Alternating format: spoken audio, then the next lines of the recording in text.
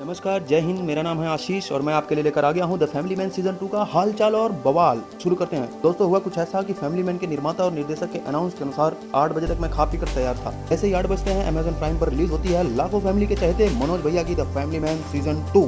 भाई साहब, इतना तो इस साल लड़के ऑनलाइन क्लास में भी नहीं पढ़े जितना कि हमने सबटाइटल्स पर डाले। कभी कभी तो ऐसा लगता था कि अगर बचपन में इतनी इंग्लिश पढ़ ली होती तो आज पिछवाड़े पर डंडे के निशान न होते। खैर, सीजन 2 में श्रीकांत भैया सीक्रेट टास्क एजेंट की सरकारी नौकरी छोड़कर कॉर्पोरेट जगत में नई नौकरी शुरू करते हैं और जिस तरह से सीजन 1 में परेशानियां उनका पीछा नहीं छोड़ती, इस तरह से सीजन 2 में भी उनकी एक नई परेशानी के रूप में उनका यंग सीईओ आता है कि उनकी उतनी ही इज्जत करता है जितनी की योगी जी आजम खान की, अखिलेश जी मुलायम जी की करते हैं। सीरीज शुरू होते ही पहली एपिसोड में ऐसा लगता है कि हिस्ट्री वाले बच्चे को केमिस्ट्री का पेपर पकड़ा दिया गया हो। मतलब पहले 10 मिनट तो सिर्फ तमिल ही तमिल चला भाई साहब। तो मैंने अपनी लैंग्वेज वाली सेटिंग को 3 बार चेक कर ली थी और हार मानकर अपने देश की भाषा को समझने के लिए विदेशी भाषा का सहारा लेना पड़ा, जो कि अच्छी बात नहीं।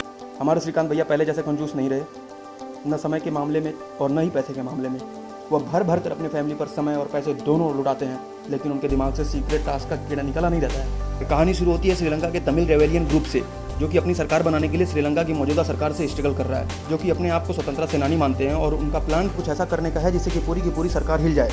इन सबको लेकर श्रीलंका सरकार की भारत सरकार से भी बातचीत चल रही होती है। इसी बीच रेवेलियन ग्रुप का एक आतंकवादी सुब्बू श्रीलंका से फरार हो जाता है। वहीं दूसरी तरफ श्रीकांत भैया की लाइफ में एल लगते रहते हैं। फैमिली की टेंशन और अपने पुराने जीवन के बारे में सोचते सोचते उनका बॉस एक दिन फिर उनकी इज्जत में थोड़ा इजाफा करना चाहता है कि उतने में श्रीकांत भैया उसको उसी के ऑफिस में फुल इज्जत दे देते हैं और नौकरी छोड़कर फिर से टास्क में लग जाते हैं और रेवेलियन केस इन्वेस्टिगेशन करने लगते हैं। जिस चीज़ें धीरे धीरे सामने आने लगती हैं। इस सीरीज में कुछ प्लान लंदन, इंग्लैंड और ऑस्ट्रेलिया में चल रहा होता है। मतलब 999 के अमेजन सब्सक्रिप्शन पर पूरा वर्ल्ड टूर फ्री। अब क्या श्रीकांत इस मिशन को सक्सेसफुल कर पाएंगे या नहीं, इसके लिए आपको भी अपने जीवन के खाली पड़े समय में से 7 घंटा निकालकर मेकर्स पर एहसान करना पड़ेगा। इसके लिए मेकर्स आपके सदैव आभारी रहेंगे। अब बात कर लेते हैं फिल्म के कुछ पॉजिटिव और निगेटिव पॉइंट्स के। तो पॉजिटिव पॉइंट्स कुछ ऐसे हैं कि श्रीकांत और जेके की केमिस्ट्री, भाई साहब इतना तो हीरो हीरोइन की केमिस्ट्री नहीं होती जितना श्रीकांत और जेके की केमिस्ट्री है। जब मुंह खोलते हैं तब आपको हंसने पर मजबूर करते हैं। दूसरा पॉइंट, समंता और मनोज बाजपेयी की एक्टिंग। मनोज भैया की एक्टिंग का तो कोई जवाब ही नहीं है। दूसरा, सारे एक्शन सीन लाजवाब हैं। तीसरा, सब कुछ रियलिस्टिक रखा गया है। यहाँ पे कांच के टुकड़े तोड़ते हुए कोई बिल्डिंग में एंट्री नहीं कर रहा। और अब बात कर लेते हैं नेगेटिव पॉइंट्स के कि कैरेक्टर यूटिलाइजेशन सही नहीं है। नेगेटिव पॉइंट्स में देखा जाता है एस्पिरेंट वाले हमारे संदीप भैया जो है उनको कुछ करने ही नहीं दिया गया है।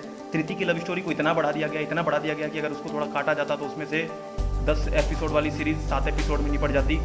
उसको बढ़ा करके बोरिंग कर दिया गया है। क्लाइमैक्स की जल्दबाजी है।